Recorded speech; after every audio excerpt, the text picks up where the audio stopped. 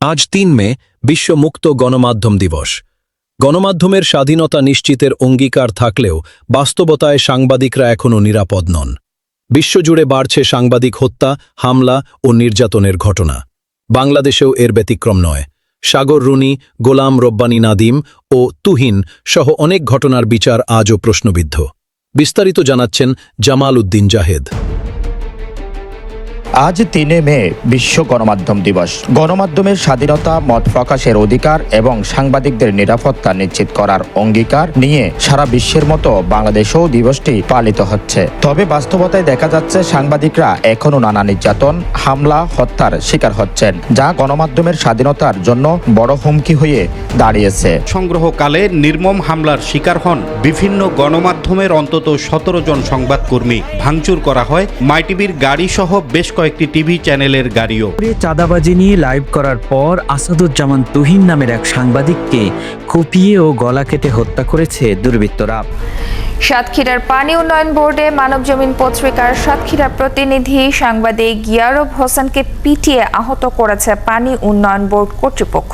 আন্তর্জাতিক পর্যবেক্ষণ সংস্থাগুলোর তথ্য অনুযায়ী ২০২৫ সালের বিশ্বব্যাপী অন্তত ১২৮ জন সাংবাদিক নিহত হয়েছেন। এর আগের বছর ২০২৪ সালেও ১০০ জনেরও বেশি সাংবাদিক প্রাণ হারান। এসব হত্যাকাণ্ডের বেশিরভাগই সংঘটিত হয়েছে সংঘাতপূর্ণ এলাকা, দুর্নীতি, অনিয়ম নিয়ে প্রতিবেদন প্রকাশ করা কিংবা ক্ষমতাবান গোষ্ঠীর বিরুদ্ধে তথ্য তুলে ধরার কারণে। বাংলাদেশেও সাংবাদিকদের জন্য নিরাপদ পরিবেশ নিশ্চিত করা এখনও চ্যালেঞ্জ হিসেবে রয়ে গেছে। বিভিন্ন সময়ে দেশে আলোচিত কয়েকজন নিহত সাংবাদিকদের মধ্যে রয়েছেন সাগর সরোয়ার, মেহেরুন রনি, গোলাম রব্বানী নাদিম, তুহিন সহ আরো অনেকে। তাদের হত্যাকাণ্ড এখনো জনমনে নানা প্রশ্নের জন্ম দেয় এবং বিচার প্রতিক্রিয়া নিয়ে রয়েছে অসন্তোষ। সহ গুজবের ডালপালা ছড়ায়, তদন্তের নামেই কেটে যায় ৮টি বছর।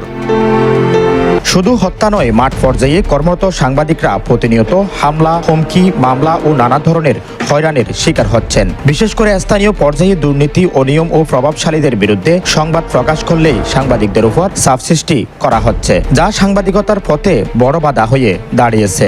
রাস্তার মাথায় ও আর আমি একসাথে আসতেছি, এর মধ্যেই মহিলা আর কয়েকটা ছেলে একজনটা ধাওয়ানি মারছে, সে সাদা শার্ট গায়ে দেওয়া। ও হঠাৎ করে পিছ দিয়ে দৌড় দিল, ও আবার মোবাইল বের করছে। ৫ জন ব্যক্তি রান্দাও, চাপাতি আর চুরি নিয়া মানে ওখানে ২-৩টা কূপ দিছে। সাধারণ মানুষ চলাফেরা করতে আতঙ্কের ভিতরে থাকে। চৌরাস্তা মোড়ে এত মানুষের মাঝে যদি কুবায়িত হয়ে যায়, তাহলে মানুষের তো জীবনের কোনো নিরাপত্তা।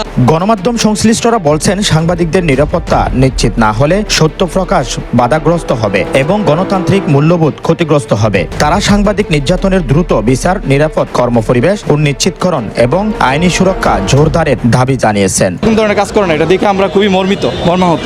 সে নাকি পেশাগত একজন সাংবাদিক, সে ওই দিকে থেকে দৌড়ে আসছে আত্মরক্ষার জন্য, এখানে আইছে, এখানেও তার রেহাই পাইল না। শেষ পর্যন্ত তারা খুনেরা তাদের খুন করে চলে গেছে। সাংবাদিক আসাদুজ্জামান তুহিন, তাকে কে বা কারা দুষ্কৃতিকারী কুপিয়ে হত্যা করেছে। আমরা এখানে আসার পরে কিছু তথ্য পেয়েছি, ভিডিও ফুটেজ পেয়েছি। তার আলোকে যে দুষ্কৃতিকারী যেই হোক না কেন, তাদেরকে ধরে আমরা আইনের আওতায় নিয়ে আসবো ইনশাআল্লাহ। বিশেষজ্ঞদের মতে, একটি রাষ্ট্রের শোষণ ও জবাবদিহিতা নিশ্চিত করতে স্বাধীন গণমাধ্যম অপরিহার্য। আর সেই গণমাধ্যমের কর্মীরা যদি নিরাপদ না থাকেন, তবে সত্য ন্যায় প্রতিষ্ঠা কঠিন হয়ে পড়বে। বিশ্ব গণমাধ্যম দিবস তাই আবারও জোরালোভাবে উচ্চারিত হচ্ছে, সাংবাদিকদের নিরাপত্তা নিশ্চিত করতে কার্যকর পদক্ষেপ গ্রহণ করতে হবে। কেবল আনুষ্ঠানিকতা নয়, বাস্তব পদক্ষেপের মাধ্যমে এই দিবসের তাৎপর্য পূর্ণতা পাবে। Jamal Uddin Jahed, news desk, Chittagong.